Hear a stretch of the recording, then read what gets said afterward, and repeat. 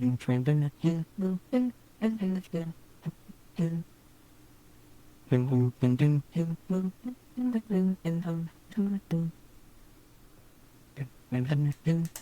back to another exciting episode of the Significant Coaching Podcast. I'm your host, Coach Matt Rogers, and today we have another rising superstar in the world of college coaching, Ceanna Larson-Michalek, the head volleyball coach at Centralia College in Washington.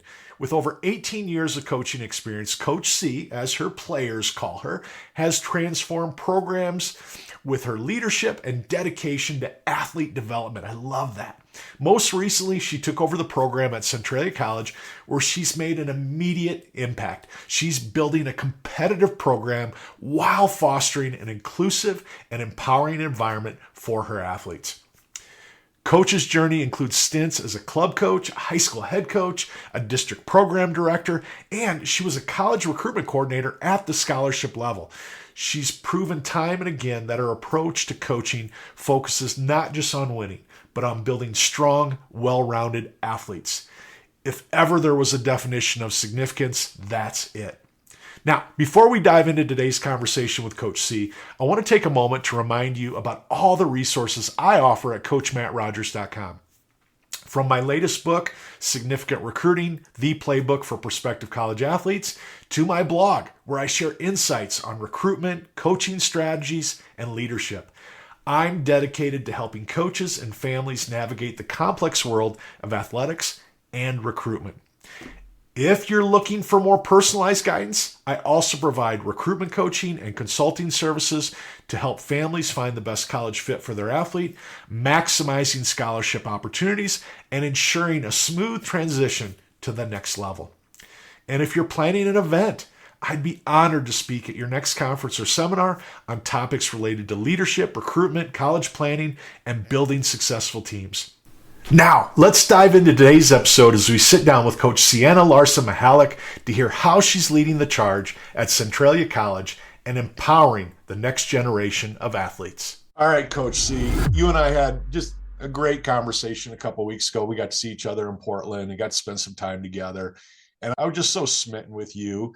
We really know until we started talking that we have something in common, and you have one of your freshmen we have in common, right? Yes. No, that was it's one of those small universe moments that kind of come full circle. I'd never put the two and two together. I remember seeing your name come through with the email. She's done amazing things as a freshman in our program. And so it was a great fit, but it just was so serendipitous of you to look at my badge and be like, I sent someone to Centralia for volleyball. I'm a volleyball coach. I felt so dumb. I talk to so many college coaches every week that sometimes my brain doesn't decompartmentalize who I've talked to and what school they're from, putting it all together. Use cadence as an example, but talk a little bit about, I'm just so curious about this because this was always my struggle transitioning freshmen, getting them ready to play. And you've just done amazing stuff by getting your freshmen ready to compete. What do you feel like when you look at a cadence and you look at some of these freshmen that have just been rock stars for you?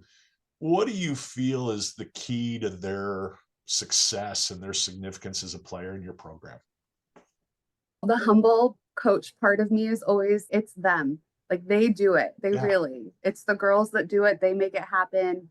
They amaze me every single year, just their resilience and the way that they can just step in. Because I coached at a university for a few years, and the difference between that senior athlete that's developed and where they're at in the program is it's worlds different from those freshmen. And it's what I love so much about this level is you get these kids to come in right away and start to realize their potential early.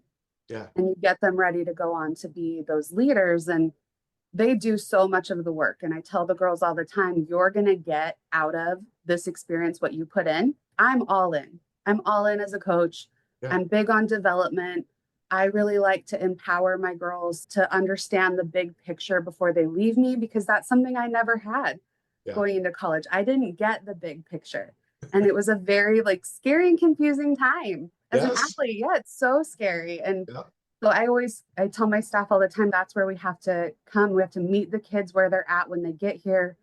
So you have a different team each year, and you've got to figure out as quickly as you can, especially for us fall sports, to figure out who they are as people. You got to figure out what their strengths are in this moment and just really try to see how we can develop. And we're right out the gate as fall sports. We get 2 weeks to get ready and then it's game time. Nothing. Yeah. So how fast can we begin to develop and then continuing to do that throughout the entire season? Like I see a lot of coaches that get about mid-season and they're like, okay, game teaches game from here on out. You still have to teach skill. That's right. And then let the kids integrate that into the game so they can start to see the progress. And so I think we just getting to know the kids is the key part, and understanding what they bring to the table, what they're excited about.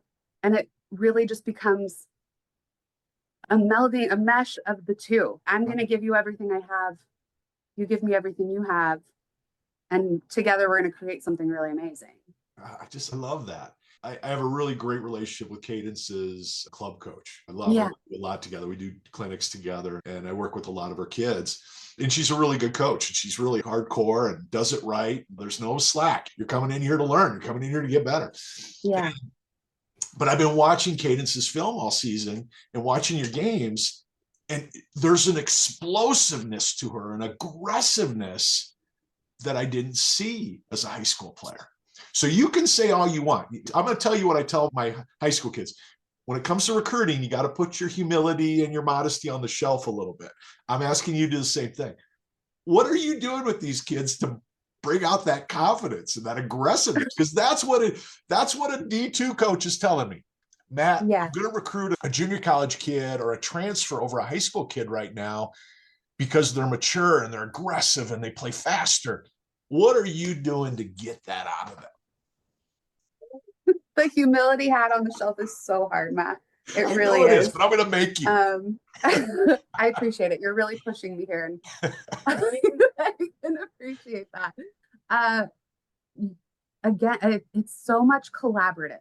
Like it really is. And I think more and more each year, these kids are changing, and it's changing the game of the way that you have to coach. And the coaches that aren't getting on board with that, I think that they're really missing the mark. They want to understand the game. They want to understand why we're doing the things that we're doing, what's going to happen when we do these things the way that we do them. And so for me, communication is such a huge part of our program. We don't do drills just to do them. I remember in high school, I did drills where I'm like, this doesn't even make sense for my sport.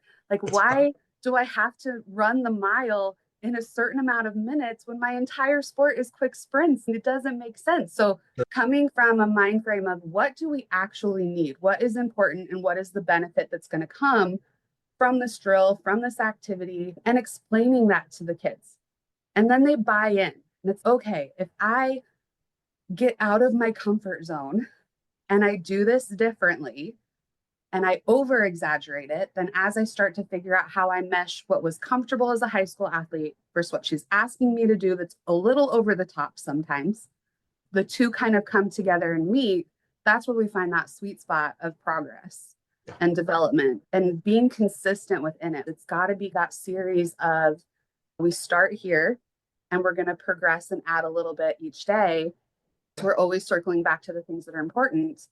But the girls do it. Like I bring in competitive athletes and they push each other. We talk a lot about iron sharpens iron. Yeah, you're right. I see kids when I go out recruiting or I sit in on different practices and they're apologizing to the passer because the passer shanked the ball. So obviously I gave her too hard of a serve.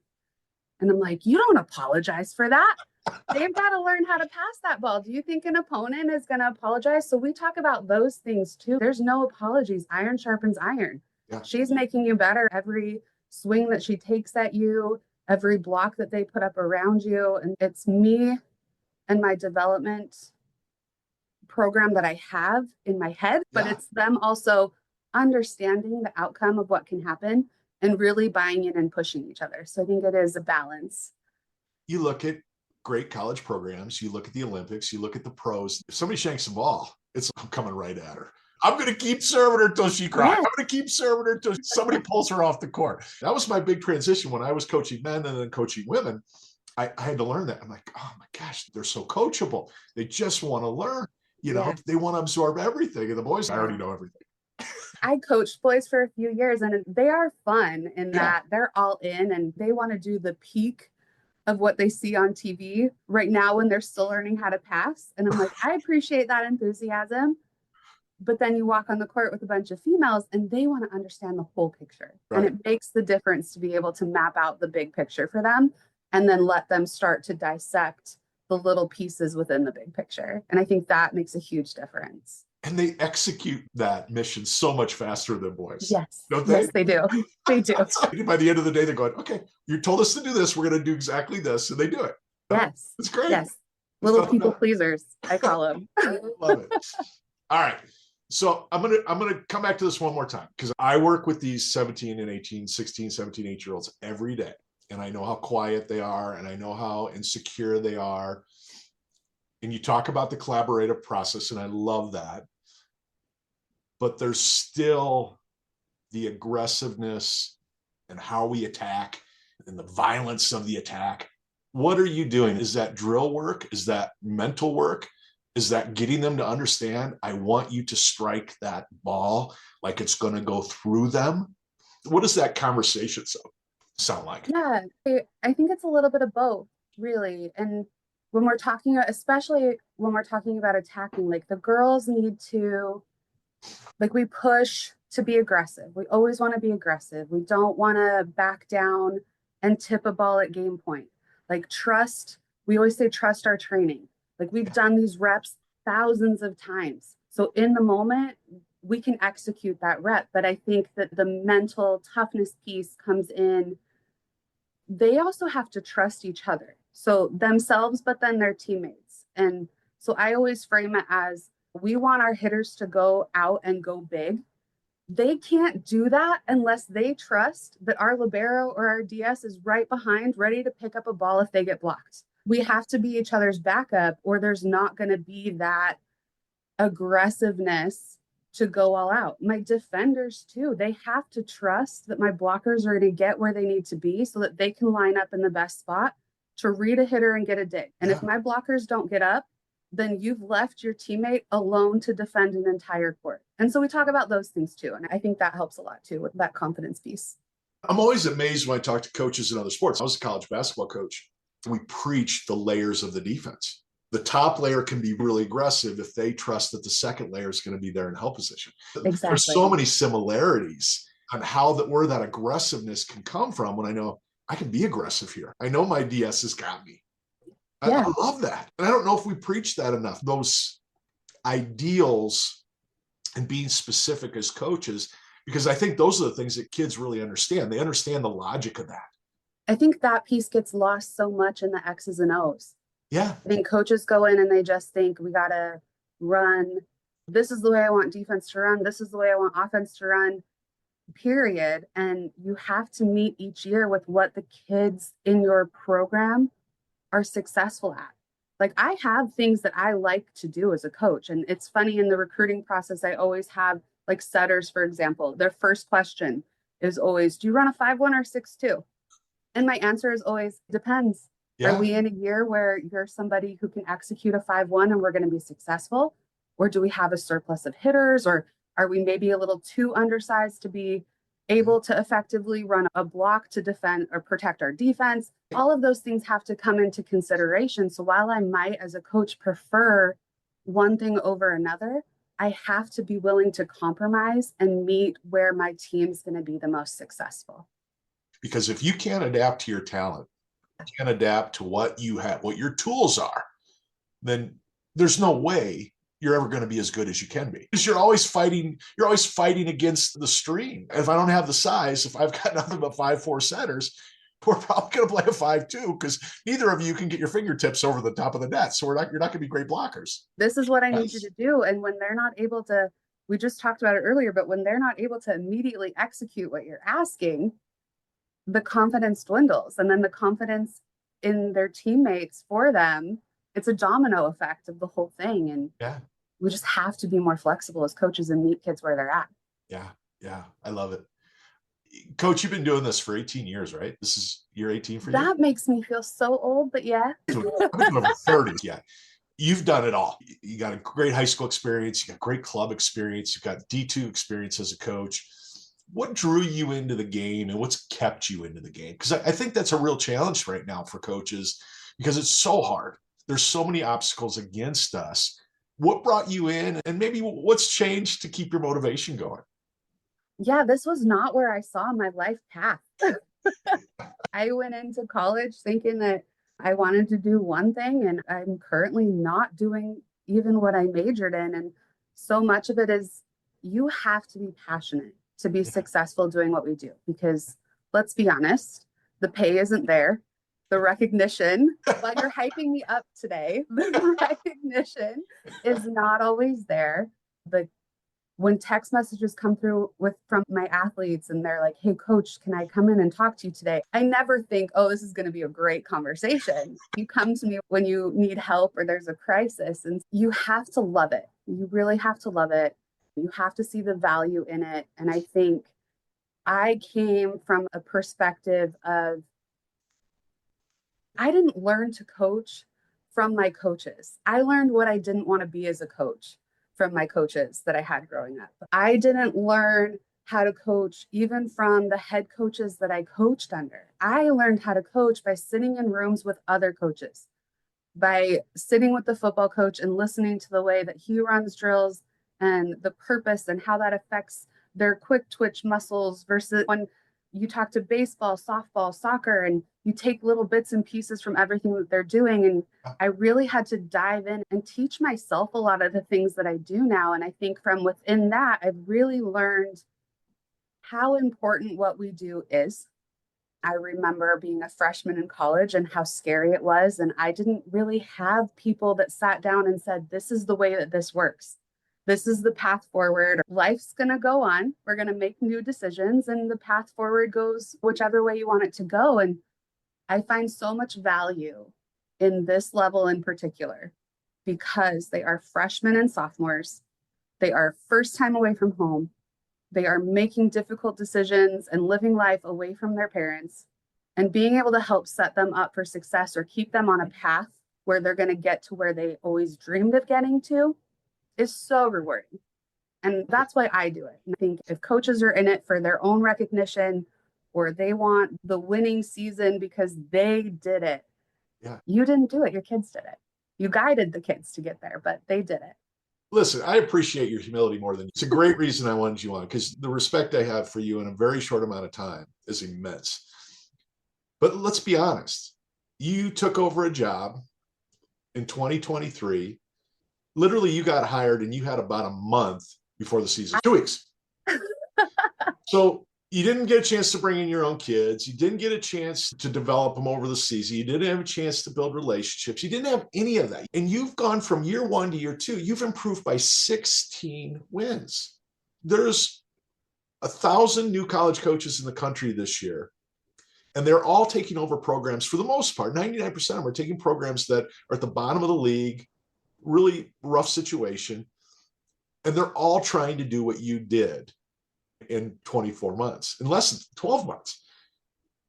Is there some fingers you point at what the decisions you made in that first year that you can say, that was the difference? This is what I learned in year one.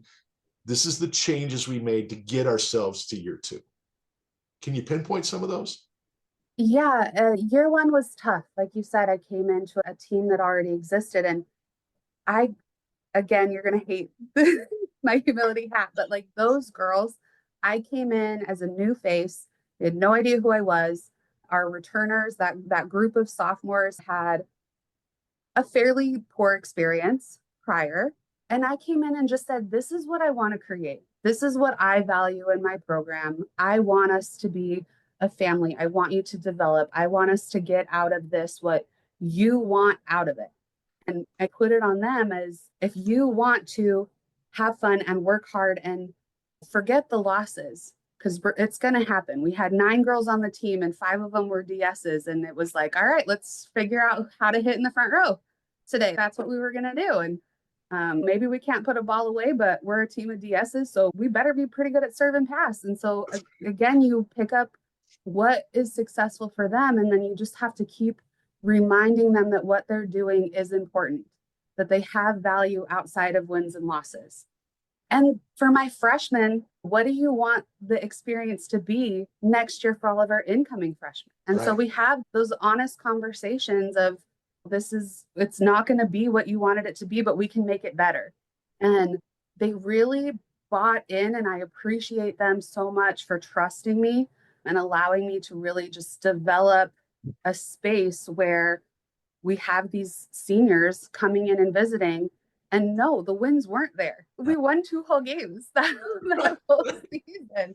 And I was buying all new nets and balls and ball carts and jerseys. And like Right. we were basically wearing 5-year-old t-shirts Yeah. last year to play games in. And You so were digging dirt just to lay the cement. we You were. didn't have a roof. You were still digging the dirt. We were, but we had a campus community that was so supportive Right. and really just wanted to see some change and wanted to see progress. And they really do take tremendous care of our students and our faculty and staff. And so I had that backup.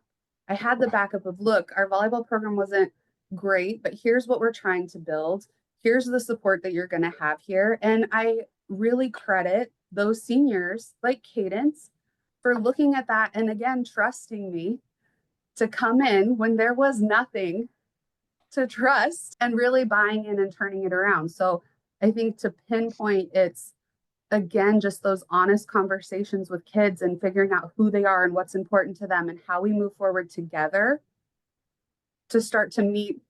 We were only going to win 2 games. So what are different goals that we can meet as a team where we're going to finish this season feeling fulfilled, that everyone's going to feel that they were important, that they had value, and what are your goals after here that I can help you attain that are realistic, and really just start to set that foundation. So it was a lot of trust, but also just a lot of knowing that I've built up programs in the past and these are the things that were important. And so just trying to drive that home with them.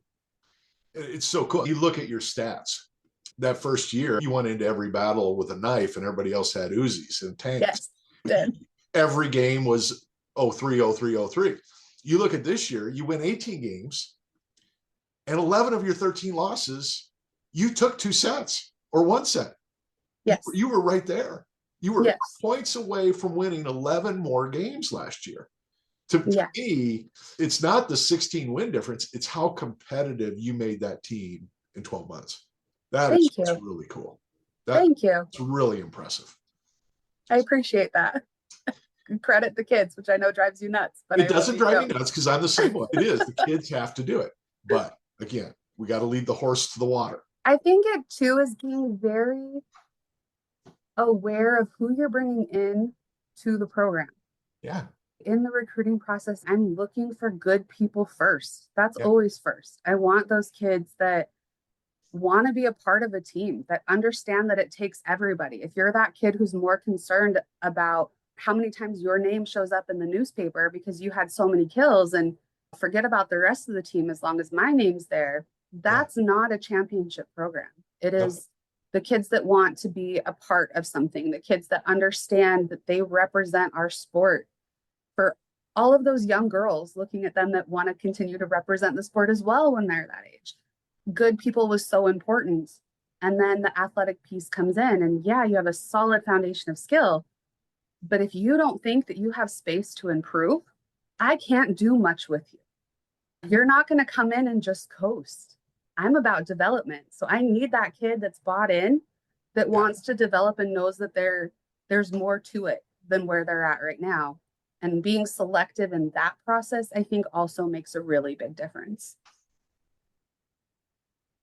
How much of that did you get by being able to coach at the scholarship level at Dakota State?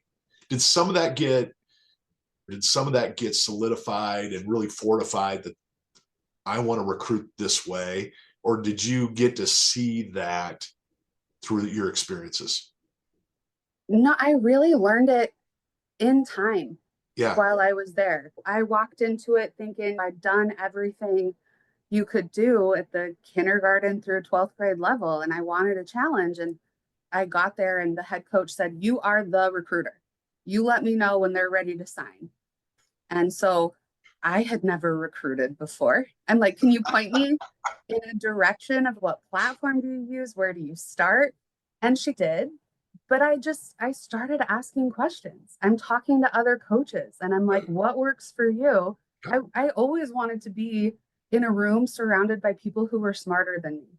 Yeah. And I'm that as a female, especially, I think you're that quiet, unassuming person where I can just sit in a room and no one really realizes that I'm in there just absorbing it all. I'm not a part of the conversation. Right. I'll giggle every once in a while and try to comment when I felt like I could. But for the most part, I was just in there taking it all in and hearing what worked for other people. Yeah. And as I was hitting the road and finding these kids, like Dakota State is one of those where you have your varsity and your JV program. And so we're looking for 30 kids. We need 30 kids on a roster. And not everybody's going to play varsity. So how do you find those kids that are going to come in and make an immediate impact? And then also have the balance of those kids that are going to come in and develop and have to wait until they're a junior or senior to be in that program. And those kids that are going to develop, those are the ones that you really have to have the buy-in, and they have to have that patience to wait. And I think that's where I really learned a lot of that is you have to find those kids who want to develop and understand what it means to be a part of a team, and that you might not come in and be superstar year one. That's just not the reality for every athlete.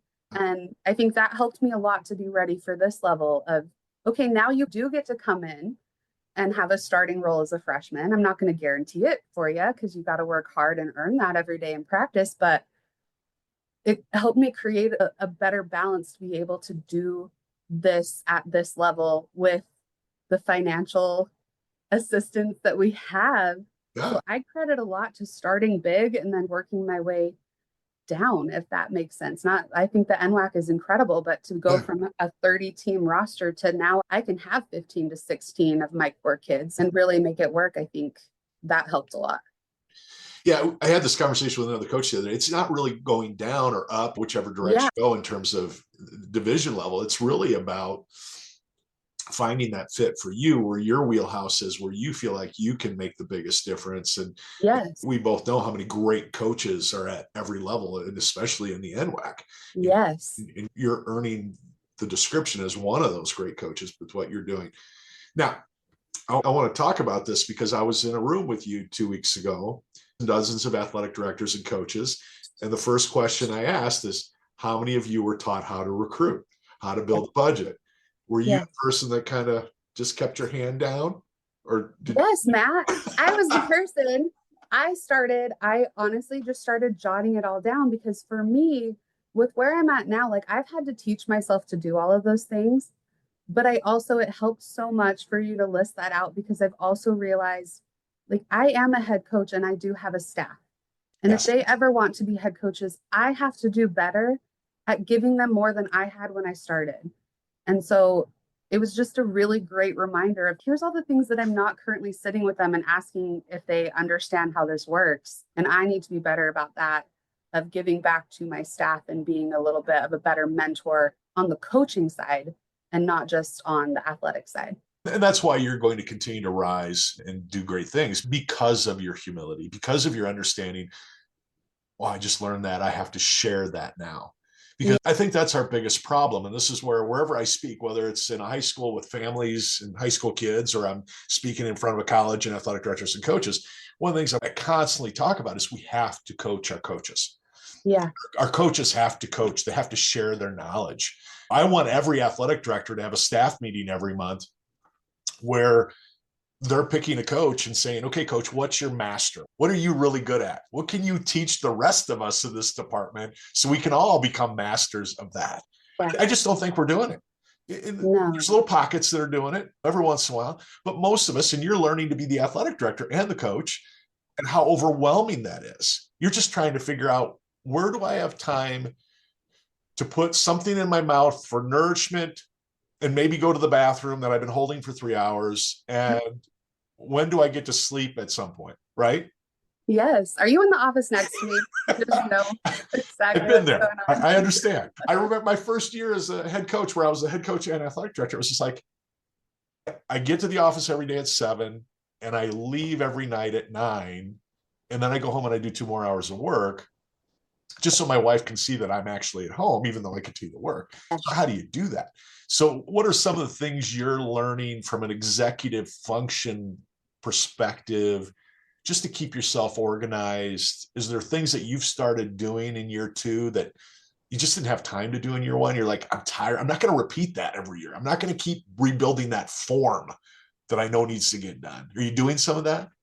Yeah, my staff and I, we really try to lay the groundwork for setting up, especially now that you can archive so many things online just through spreadsheets. We've got the things that we just duplicate every year, and that kind of helps keep things a little better organized that way. And just starting to develop more processes and procedures for the different things that have to get done. And I think my biggest thing, because, and again, I started college coaching at a university where you have all of these people and resources to do different jobs, and then coming to, I think junior college coaches don't get the credit that they deserve a lot of the time because we are doing more with less. There is less funding, and we are a little bit of we're a smaller school compared to the numbers that are at a university. And so you have to do more with part-time coaches or with part-time assistants who have full-time jobs. And how do you balance that? And I've had to really learn and be better about delegating instead of doing everything myself. I really have to empower and teach people how to do it. And I have to also be okay when it comes back and it's not done the way that I would have wanted to have it done. Then we have those meetings about how do we make this better and more streamlined for next year. And really have to let them figure out how to help me too. It's so tough as someone who is used to having full control to be better about delegating. But to be really successful at this level, there's so many people that want to step in and help. There are those head coaches and assistant coaches and volunteer assistant coaches that want to learn all the things that you listed out. We have to remind ourselves that they're capable and they want to learn it. And I need to allow them to learn in a guided way the things that I taught myself. It's almost like you have to take your young assistant or a staff member that's with you that's a helper or support staff. And it's almost like you have to get to the point saying, I don't have time to do this. I don't need it polished. I don't need a finished product, but this is what we need. We need a travel document. So every coach can fill out their roster, what time they're leaving, who's hurt, where they're going to eat, if they need a hotel room. I want all that in a one sheeter. I want you to give me that. It doesn't have to be perfect, but I want to see a list of everything that we need on that sheet. And then we'll come back and we'll construct it the way we want to construct. It's that type of mentality. I remember doing those things going, we have 12 different travel forms. None of them make any sense. Some of them are 4 pages long. Yeah. There's no continuity to when the AD gets to see it, when the kids get to see it, who's building it, right? So it's almost like, all right, every year I'm going to get 2 or 3 of those documents done, 2 or 3 of those processes and procedures done. Are you feeling some of that?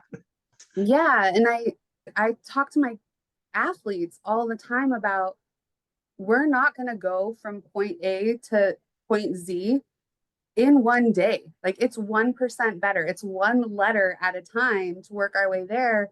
And it feels so silly, but I'm like, Ceanna, as an administrator, it's 1% better at a time. And you have to get excited about the little wins. No, we haven't solved all of the world's problems yet, but we made this one document more efficient. We asked the question of, why are we doing this the way that we've been doing it? I just think collaboration and being okay with those little wins is so important. We're going to get there. It just is one little thing at a time. And I don't think as coaches, we use the word liability often, but often what we're really trying to do is get one piece of liability off of our shoulders and out of our head. Yeah. Every kid's got an insurance document. It's electronic. We know we know what their injury history is. We know their medical condition. We have all that in our phone, or we have all that in a folder. It's just one less thing that you have to worry about. So now you can worry about volleyball. You can worry about the health of your players, the growth of your players, right? Yeah, absolutely. And I think that's what it comes down to. How can I take some of these big things that scare the heck out of me? How can I take them off my plate so I don't have to be scared about them? Exactly. And then you have the space to be creative with other things on a day-to-day basis. Now I have the capacity to take something new on that's going to just continue to develop and better the program, the college, the department. And that's why I'm enjoying coaching coaches and doing the consulting I'm doing, is because I get to speed up that process. I get Yeah. to take an athletic director or a coach and say, okay, you need me to coach your team. You don't need me to help you build your program in terms of your practice plans and what you want to do to win games. But let's see if I can take some pressure off of you. So the 3 hours you're putting into this every week, let's see if we can get it down to 20 minutes. So I look back, my first head coaching job was 25 years ago. And I go, why didn't anybody just help me out? Why didn't somebody throw me a bone and say, hey, do these 5 things this way, and Yes. it's going to save you 5 hours a week. My Right? first couple of years, it was like my husband and I would look at each other July 31st and I would be like, all right, I'll see you at Thanksgiving and a little bit here and there in between. And it was just like, he's surviving the season the same way I'm trying to survive the season. And it's, you just have to develop those processes that work for you where you can start to eliminate time and really be able to set those boundaries. Like I very much value my family time. Yeah. And so I make it a point to regiment my day hour by hour so that I get the important tasks done. And then when those emergencies pop up, I can pivot really quickly and deal with those. And then I can still go home and have dinner with my husband. And yeah, sometimes we got to put a movie on and I got to bust out my laptop, but we're there and we're present, or as present as we can be day to day. And it's not perfect. There's been years where I haven't had time, I felt as a coach, to worry about my health. And it was like, we'll figure it out later. And so you really just have to develop and set those boundaries, carve out pockets of time for the things that are really important. Because yes, I am what I do, but it's not who I am at my core. And it's the same for our athletes. Yes, you are a volleyball player, but you are so much more than that. And we've got to teach those skills, I think, early on, because it gets really hard when you are working and starting a family and trying to also set bigger goals and just being able to delegate and regiment. It's a learned skill, that's for sure. Yeah. And your health is so important. I think I was probably in my early 30s where I finally said, this has to be a priority for me, to get on that treadmill 3 days a week. I have to be in that dark room with an elliptical. Lights are off, the door's locked. Nobody knows I'm in there, but I'm going to get 30 minutes on that thing. That's my priority. Unless there's fire and somebody's dying, I'm going to be on that. You just have to make that commitment. That was really hard for me. And once I did it, I never looked back. It was just, your health has to be important. Yeah. And I want to talk about your husband a little bit, because I think we realize as coaches more than any other couple that we made a good choice, because coaching shows us we married the right person. Doesn't it? It does. It does. And it's so funny because so many of my coaching friends are male. And so I'm on the opposite end where it's like, I'm a coach's wife and I show up at every game and I'm like, I'm the coach. My husband is the coach's wife. And that poor guy, he sits in the gym every home game and Love it. He's there and he's so supportive, but he also is able to check me out of the coaching role. Like I can come home and vent and bounce ideas off of him, but at some point he's okay, let's be married. Yeah. I'm not married to coaching. I'm married to a woman who coaches. And so he's really helped me mature in that too, of being able to separate. And so I think, like you said, you have to have that person that gets it and understands that this is a passion of yours. Like you are in it for all of these different reasons, and money's not the biggest one of them. So having that supportive person behind you makes a huge difference.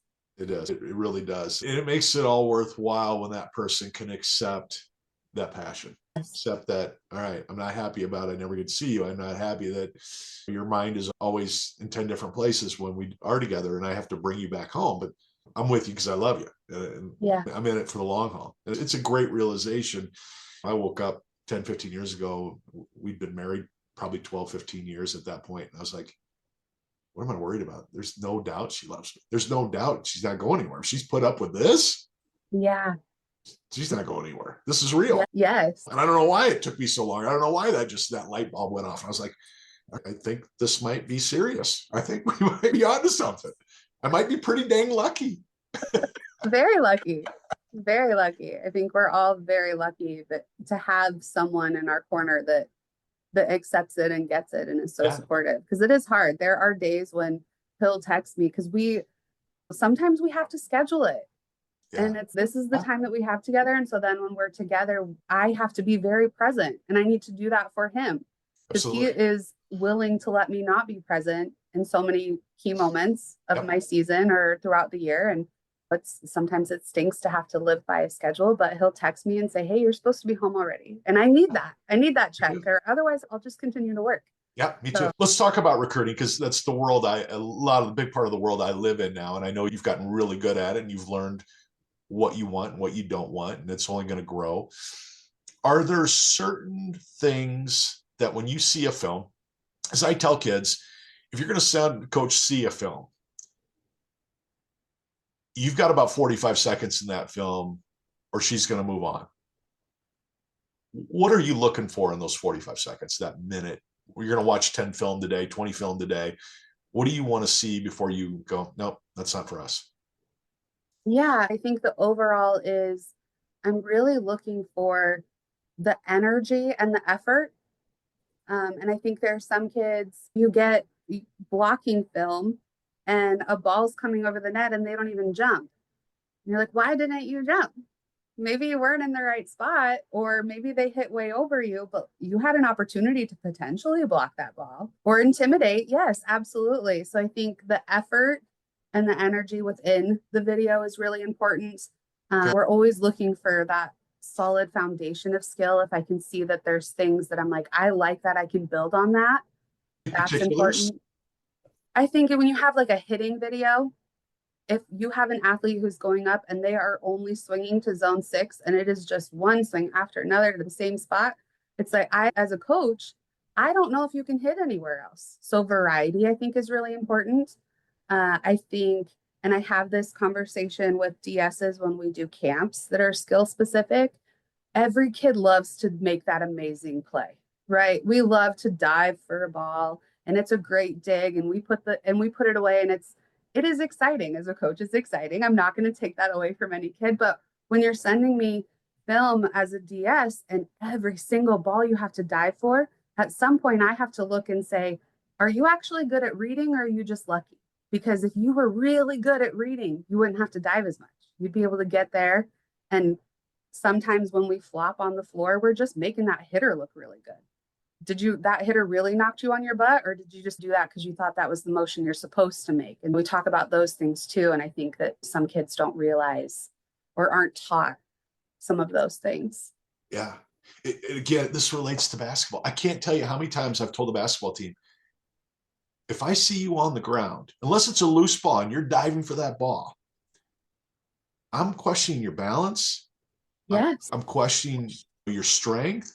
I'm questioning your vision, how you're Yeah. reading. In volleyball, it's so prevalent because I'll see girls, they're on the floor every time. I'm just shaking my head. Everybody's cheering. And if there's a college coach watching, they're going, oh, she could have got to that ball. She should have been in front of that ball before it even got to her. Right? You love the kid that makes it look easy. Like That's they get right. the dig and then it's almost like the finger comes up. That's no, not That's right. today. When you thrive on that as a coach. That's what you want is that ability for them to make that read. But again, I don't want to take away. There are big plays where when we talk about it in our gym all the time, diving is a last resort. If you Yep. have to do it to make the play, do it. But if we can Yeah. get our feet there and be more in control, that's what we want as a team is to have that read and control. Yeah. We all love that lib that's playing back and gets to the ball on the left side of the court. Yeah. She had to lay out to get it, but she got it up in the air. So that's great. But can you read the play and get your feet there and make it easy? Because if Yeah. it's easy, it's a 2 or a 3. If Yeah. you're diving, it's a 0 or a 1, right? Yeah. And I appreciate the kids that put errors in their film. I do. Like Cool. I Love that. get videos all the time of a 6 rotation outside and they serve receive and it's a great pass. And then you see that the setter is setting them and they cut out that clip right before they swing. And I'm like, because you hit it out of bounds. I'd love to see you hit it out of bounds. I'd love Yeah. to see what happened with your shoulder and if I could tweak something or if there was something with your hand or even the set. Let me see those things. But as soon as you cut it off, it makes me think there's things to hide. And then you wonder why. That is such a great point for teenagers, because here's what they don't understand. You love coaching. You Yes. love teaching. And Yes. every opportunity you get on film to go, I can fix that. I Yeah. can make that better. Yeah. You I'm going to take a just, chance on you because I can fix that's it. right. Yes. That's right. I Yes. see everything I want to see.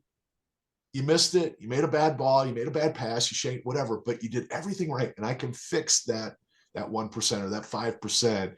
So Yeah. you don't do it again. So you don't do it consistently. Oh, it's Yep. so important. It's so important for these parents to hear, and so important for these kids to hear that. Talk to me a little bit, and this is why I'm so impressed with junior college coaches. Talk to me a little bit about your approach to building those 2 years. Because if you're only focused on this year's class and you're not already thinking about, what do I need this year? What am I bringing in? What is strong? What is weak? What do I got to make up? When you're in a gym watching club, and maybe there's 16s here, 17s here, maybe there's some 18s here. What is it that you're just keeping your eye on and you're making mental notes long term for? Are there things that you really want to see to get that kid's name on your paper? Yeah. I might be different from a lot of coaches, but I want to see a kid fail. Yeah. I want to see how you react when you fail. When I have a kid that I see go up and they just rip a ball right into the block and they turn to their teammates without dropping their head or saying anything, like my bad is something that drives me crazy. Because it's no, it's your better. What are you going to do to better the ball? How are you going to respond? So I want to see that kid that we made a mistake, but they're locked in with their teammates and they're like, all right, next play. The earlier that you see that, I think the more exciting it is as a coach. And at this level too, and at the high school level, I see a lot of coaches who are, my tallest kid is my middle automatically. And maybe that's not where they're going to be the most dynamic, but it's this old school way of thinking of my shortest person is this. And are they at this level? Are they dynamic? I have no problem with a Cadence who's 5'6" hitting in the front row if she's fast enough to beat some of our slower blockers that we play. Sure, they're 6'1", but if you can beat them and hit into a seam, you can be successful at this level. So how dynamic are you? How adaptable could I make them in different positions? Do I see them somewhere where I'm like, man, if they would make this tweak, this kid could really do something for me in this position versus that position. And so I think you really have to get creative and just find those kids that have that solid foundation that you're willing to continue to develop. When I'm walking the courts, I'm listening to parents. And I generally go to these things, I say I'm incognito. Yeah. I'm just hanging out in sweats and I'm listening to parents. And if I walk past a court and I hear that this parent is just dragging one of the teammates that's on the court, I'm going to hyper focus and hear who they cheer the loudest for, because now I don't want that kid. Yeah. I don't want that parent in my stands cheering against any of my players' teammates. And so Yeah. I think it's so many different layers of looking for athletes. But at this level, it's really just how can we adapt to make them better so that they're going to go somewhere bigger than they thought they could out of high school. Yeah. That's always my goal. Yeah, you were talking to D3s, but can I get you to a point where now you're talking to D1s or D2s? How can I help you improve? How do we do that? How do we get those kids that come in as freshmen? How do we get them to 24 months from now, getting them ready to play at that next level? And are you seeing that in the recruiting cycle? Are you seeing that at 16 or 17 saying they're not ready for that yet, but if we can do this, we can get them there? Is that your mindset in the recruiting trail too?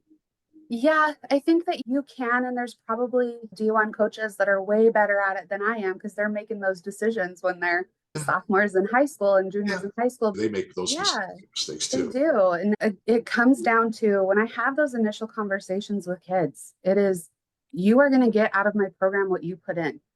And you can almost tell when you're having that conversation, is that kid checked out in that moment? Or are they like, okay, yeah, bet, bring it on. Bring it, Coach C. Yes. And so I think you have to, there's a little bit of reading and understanding the energy that they're giving back to you when you're having those conversations that I think helps in the read of, can I really help that kid get where I think I can help them get to? And some of it is just taking a chance. I'm just going to take a chance that I'm going to help you get as far as I can. And maybe it's not going to be the dream that you thought of, but we're going to find you scholarship. We're going to find somewhere where you fit the best, where you're going to be cared for the way that you are cared for in our program and continue to have that great experience. It's a hard balance. but it's learning how to read the kid. How much of it comes down before you make that offer? Do you want to see and almost hear, I'm going to help myself. I'm going to give you all I've got to help me get where I need to be. Yeah, Do you need to hear that and see I that, do. feel I that? do. I do. And for me too, it's also the academic side. Like you have kids that come in and they're like, I just want to play volleyball. I'm like, okay, but if you aren't going to class, no matter how much development I do on the court, you can't go on and play because they aren't going to recruit you with a 2.0 GPA. Yeah. Sorry, but we got to be able to back it up too. So, do you have the ambition to also get your degree and take pride in that? I talk to my girls a lot about my grandma instilled in me taking pride in your education. Your education is the one thing that no one can ever take away from you. And I want to see that passion in them too. Do you want to get a degree? Do you want to go on to continue playing? Tell me what your long-term goal is, but do they see it for themselves? Because I can't see it for you. I see it for you, but Yeah. if you can't see yourself getting to that, then you aren't going to be motivated to put in the work while you're here. And I need someone that's going to be willing to just dive in and trust the process. It's almost like we have to teach these kids, and maybe we had to do this 20, 30 years ago. Maybe you and I needed this too, but I can see myself in a uniform at Nebraska. I can see myself in a uniform at Penn State, but can I see myself in the process to get there? Can I see myself running sprints? Can I see myself in the weight room? Can I see myself doing the 2 hours of studying every night? Can I see myself collaborating with my coaches and my teachers and asking questions? Yeah, I think I have kids in the recruiting process that one of their first questions they ask me is, what do your jerseys look like? I'm like, that's what you care about. So we care about the dollar number that I can give you, what your jersey is going to look like, what the locker room looks like. Is the gym up to your specifications for where you see yourself playing? What's your experience past day one? What happens once you're 3 weeks into practice? Are you still a valued member of that team? Can you go to the coach and ask for help?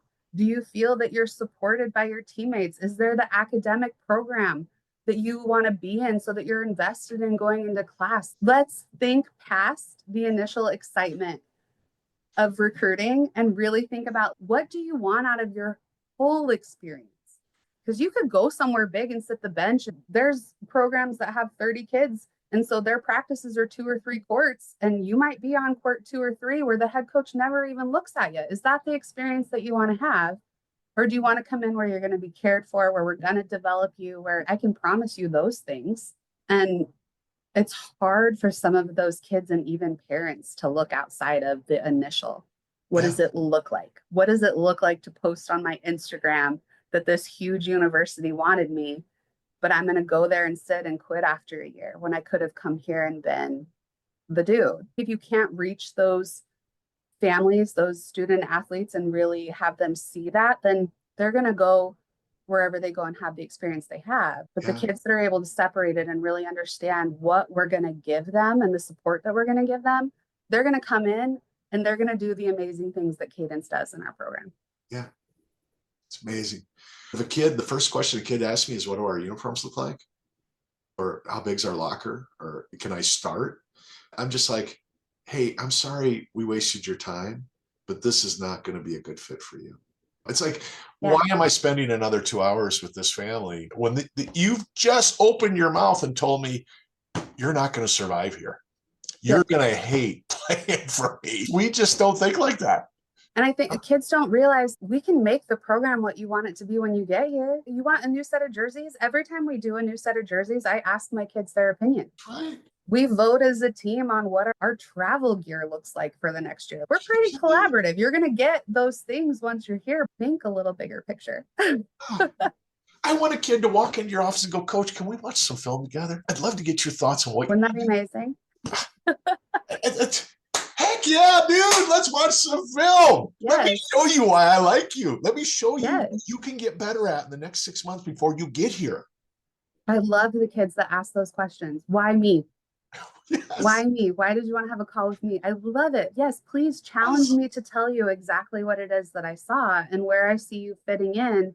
I'm never going to promise playing time to anybody ever. I'm just not that coach. You might come in and you decided that you were going to, eat potato chips and hang out at the lake all summer and you didn't work out. And now there's somebody else who busted their booty and they're ready to beat you out. So I'm never going to promise that. I'm going to promise you the experience that you're going to have. And then you've got to show up and make that happen too. You got to meet me halfway. Those kids that ask those tough questions, I love that. That's who I want to recruit. I do too. That gets me excited. Yeah. All right, Coach, give me one piece of advice for families that are starting this process. They want to play for you. They want to play in college. What's that piece of advice they need to hear? They need to understand. Mine, again, might be a little different from other people. I would encourage students to really think about, and we just talked about it, but what do you want your overall experience to be? Because again, if it's just volleyball, that's going to be great until it's not. And so really thinking about from the relationship you have with the coach or the academic program that you really want to be in, how far away from home is comfortable for you, and really start to think about those things and then shape who you're talking to based on that. I think there's a lot of like collecting offers is a really big culture right now. And you can collect all the offers you want, but if it's not the right fit, you're wasting your time too. And then I think the second part of that is persistence. I try really hard, but I can't be everywhere. And neither can my staff. And so if you're interested in our program, reach out. I think so many people think that the offer just comes, that I'm just going to be at this tournament and these coaches are just going to walk up to me, and it's not the reality. If you want it, you got to chase it. And so email me. If I don't respond, email me again. If it's another, like email until they tell you no. And as soon as they tell you no, check them off your list and start on the next school. But if you don't put yourself in a position to be recruited, it's really hard to get what you want. Yeah. A no is a victory. That's a coach. That's a coach in a school you don't have to spend your time on anymore. Your energy elsewhere. It's a victory. It's just as much of a victory as we're interested in you, or hey, here's some feedback. All three of those are victories. Is there a piece of significant advice that you'd like to share with our audience that you've been given over the years that you find yourself, and it doesn't have to do with volleyball or recruiting or anything like that, but is there just something that you think this has been really important in my life? Surround yourself with the people that will defend you when you're not around, I think is a really great piece of advice. I think we always want those people that tell us yes and validate us, but it's so much more important to have the people that also challenge you. And we can walk into a room together and we can debate things or talk about what's right or what we feel. But as soon as we both exit the room, you're that united front outside of where you're at. I think that applies to teammates and friends, to assistant coaches, to staff. I want to be challenged. I want to learn from other people. I want to collaborate. But as soon as we leave that space, do I have the people around me that we're all going to stand firm together? It might not have been the decision that you wanted, but you understand why we're going in that direction and we're all going to stand together on it. I think that's important. The person who defends others when they're not in the room. Yes, that too. Absolutely. I mean, absolutely. There's not enough of us. There's not enough of those people that are going to say, hey, we're friends. I've got your back.